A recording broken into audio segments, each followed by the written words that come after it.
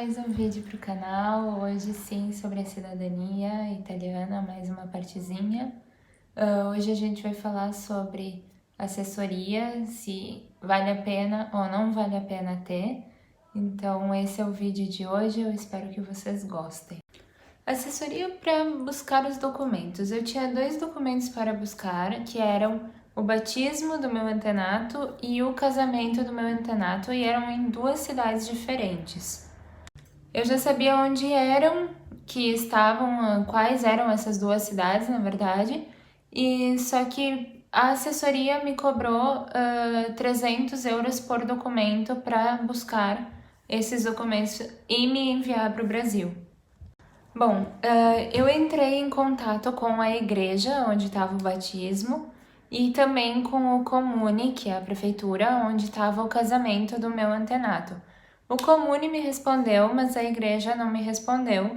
Então o Comune me disse que eles podiam sim me enviar os documentos, mas que eu deveria enviar para eles um envelope com a resposta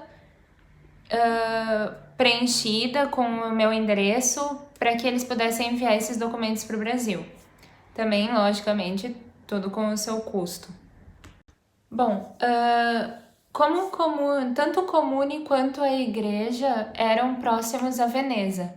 E como eu teria que, de qualquer maneira, ir buscar os documentos na igreja, porque eles não haviam me respondido, ou pagar para isso, eu decidi buscar os 2 documentos e com isso eu acabei me hospedando em Veneza e fui buscar os documentos. Primeiro eu fui buscar o batismo e depois eu fui buscar o casamento do meu antenato. Logicamente que saiu mais caro do que pedir esses documentos para assessoria, porém eu acabei conhecendo não só Veneza, como conhecendo as 2 cidades onde meu antenato viveu, onde ele casou, onde ele nasceu, e foi legal a experiência de conhecer esses 2 lugares, porque você tem uma noção aonde toda a tua história começou, então eu achei muito legal essa parte e valeu muito a pena ter deixado de pagar a assessoria neste lado e conhecer toda a história. Além disso, eu acabei conhecendo o padre da igreja, o atual, na verdade, e ele me contou várias histórias legais, tanto da cidade quanto do monastério onde eles estão, e foi bem legal. E eu, às vezes, a experiência vale mais a pena. Bom, agora assessoria para residência e ou cidadania. A parte mais difícil da cidadania é você conseguir um apartamento para alugar e fixar a residência. E isso a assessoria ajuda você. Porém, como sempre tem um porém, a assessoria normalmente coloca você num apartamento onde você vai ter que dividir com muitas outras pessoas o mesmo local. E nesse local, essas pessoas também estão, digamos assim, registradas como residentes ali. Outra coisa que a assessoria pode ajudar é o contato com os oficiais e no falar o italiano, principalmente se você não sabe falar a língua, porque aqui alguns locais falam inglês, mas a maioria dos locais é só italiano, então isso eles ajudam bastante por conta que se você não fala o italiano bem falado, né, para se virar, é uma boa ajuda nesse lado. Eu e meu namorado, nós entramos em contato com várias assessorias, porque nós não queríamos dividir o apartamento com outras pessoas, por sermos um casal, por nós já morarmos fora do Brasil há um tempo. Então, nós preferíamos não dividir esse apartamento com outras pessoas. Porém, o valor que a gente foi encontrando era muito alto, não é que seja impagável, mas era alto, então nós preferimos não fazer com assessoria, fazer por conta. Mas, se você não sente confortável e com confiança de seguir o caminho que eu vou falar nos próximos vídeos, nas próximas semanas, de como eu fiz sozinha, eu aconselho a pegar uma assessoria e contratar, na verdade, uma assessoria, e eu vou dar umas dicas para vocês agora sobre como contratar essa assessoria. Meus conselhos são, então, primeiro, a assessoria deve ter uma empresa legalizada e registrada na Itália e possivelmente seria bom que também tivesse no Brasil.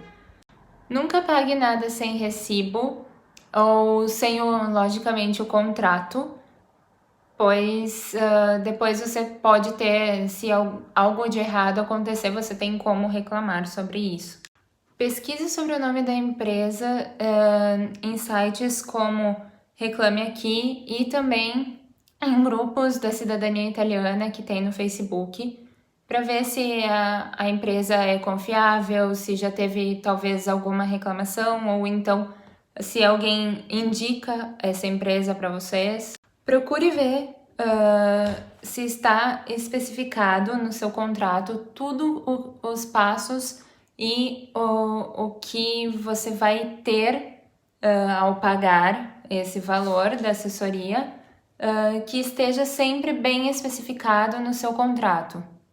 Como, por exemplo, o tempo de permanência no apartamento que você vai ficar, e de preferência o endereço onde você vai ficar para que você possa procurar no Google Maps, por exemplo. E por que eu digo isso? Porque no Facebook tem relatos de pessoas que a assessoria colocou eles muito longe dos lugares onde eles precisavam ir fazer os documentos, etc. Ou o apartamento era velho ou também com muita gente. Também olhe no seu contrato se está quem será o responsável por pagar os trâmites, como por exemplo a requisição da cidadania, o passaporte, entre outros. Também olhe no contrato quais são os serviços que essa assessoria vai te proporcionar, como por exemplo, se vai te buscar no aeroporto ou se você vai ter que ir sozinho até o apartamento. Outra coisa que também tem que ver se está certo no contrato, se a assessoria vai te ajudar a fazer a declaração de presença caso você não tenha entrado pela Itália, tenha entrado por algum outro país da Europa. Em qual situação também eles vão ir para o comune, a prefeitura, no caso, com você. Que tudo isso esteja sempre colocado no contrato de vocês. Bom, outra coisa que a assessoria também tem que fazer assim que você vai vir para cá, ela deve dar para você uma carta de hospitalità, para que você entregue na imigração. Outra dica, nunca acredite em assessorias que digam para vocês que vocês vão ter a cidadania em tanto tempo, em tantos meses, que vai ser tantos meses certamente, porque isso é falcatrua. Não acredite nisso, porque não tem precisão para quando você vai receber a cidadania, porque depende de muitos fatores que a gente vai ver depois nos outros vídeos. Outra coisa muito importante, eu não confiaria em assessoria que diga para você que um erro no seu documento, como a gente já falou no outro vídeo aqui no canal, que eu vou deixar o link para vocês aqui embaixo, que é correção dos documentos, que eu falei, por exemplo, que o meu sobrenome não era como estava escrito normalmente no Brasil, e sim outra maneira de escrever, e a assessoria te diga que isso não vai influenciar, que você não vai ter problema com isso. Eu não confiaria nisso, porque se, por exemplo, no meu caso, o meu sobrenome não é aquele, e aqui na Itália é outro sobrenome, então eu não sou a pessoa que eu estou dizendo que eu sou. Então, se você tem alguma dúvida sobre correções de documentos, eu vou deixar, como eu disse, o link aqui embaixo para que vocês vejam o vídeo e corrijam passo a passo cada documento de vocês. Outra coisa também, não confie em assessoria que diz que depois que o vigile, que seria o policial, passar na sua casa, você já pode ir para o Brasil ou ir para outro país aqui da Europa, morar em outro lugar, porque não é bem assim. Por que não é bem assim? Porque lembrando que você deve requisitar a cidadania aonde você está residindo. Então, para requisitar a cidadania na Itália, você tem que estar morando e residindo em algum endereço aqui da Itália. Você deve permanecer morando na Itália e residindo aqui, tudo certinho, até que você finalize todo o processo da cidadania.